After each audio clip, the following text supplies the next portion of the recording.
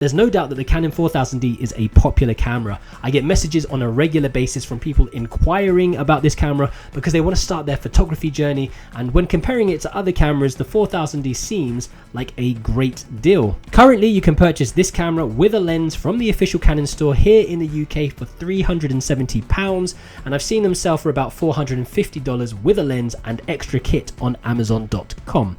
So what do you actually get for your money? Well, the 4000D is a crop frame DSLR with an 18 megapixel sensor, 9 autofocus points and 3 frames per second continuous shooting. It's an EF mount camera, although comprising of a plastic mount.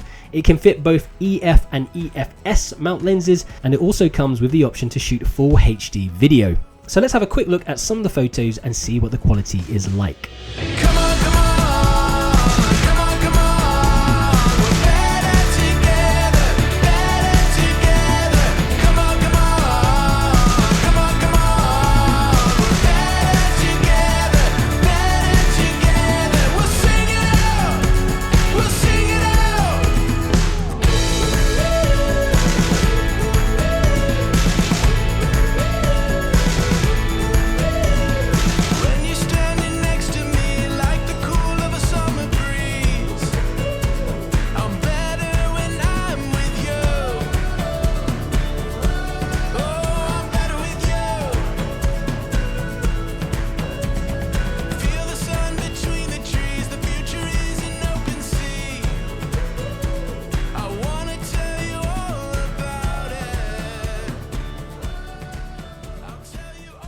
One thing that I do have to mention here is that although you get some fantastic pictures out of the Canon 4000D, the autofocusing system is not as good as more modern Canon cameras. For my photo shoots, I had something like 1 out of 4 photos in focus, and that was from using a 50mm lens with autofocus on, as well as specific focusing points on the camera.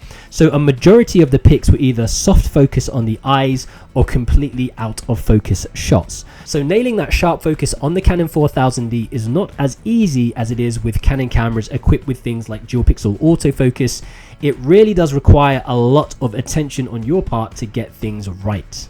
One of the plus points of the Canon 4000D is the ability to shoot in RAW, opening the way for more creative control when it comes to pulling back details in your highlights and shadows, as well as color grading your photos. Another fantastic feature of the Canon 4000D is the Wi-Fi option, allowing you to quickly connect via the Canon Connect app to your mobile phone and get your pictures up on social media. And this is a great place to mention that if you haven't done so already, go and add yourself to the KaiCreative Facebook and Instagram accounts to stay up to date with all of our creative happenings. Now, we've mentioned it already that the 4000D also has a HD video option. In fact, Canon used that as a selling point for this camera, and you can actually record 1920 1080 full HD video up to 30 frames per second. But be warned that this camera does not have an external speaker, so you can't hear any sound playing back from the footage that you film on this camera. You have to physically take the SD card out and move the content across to your PC or MacBook to hear that sound back. And also, there are no headphone or microphone inputs, so you can't listen to the sound levels or record external sound. And on top of that, something else to keep in mind is that you can only film about 12 minutes or so of continuous HD footage before you get the message that recording has ended and you need to press the record button again. I personally feel that if you are looking for a camera specifically for video creation, there are other options that are going to make your life a lot easier than the 4000D. Maybe consider spending a little more money on the Canon M50 or SL3 cameras. However, if you do want to attempt to create video content on the 4000D, I do have a video dedicated for the steps that you can use to help you along the way with your video creation, and I'll leave a link to that in the description below and the cards above. So who have Canon actually created this camera for? Well, in my opinion, I think this is a great camera to learn photography on. I emphasize that point, to learn on.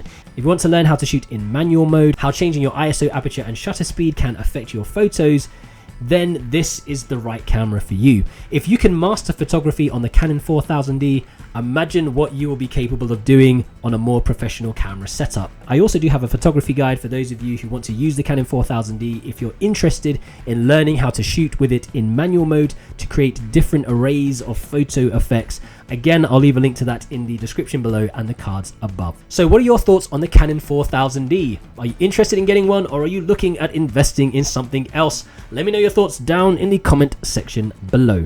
As always, if you found today's video useful, don't forget to give us a thumbs up, and if you haven't done so already, don't forget to subscribe to the channel, hit that little bell for notifications too.